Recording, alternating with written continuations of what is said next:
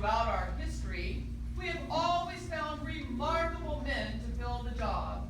And they've done it all by themselves.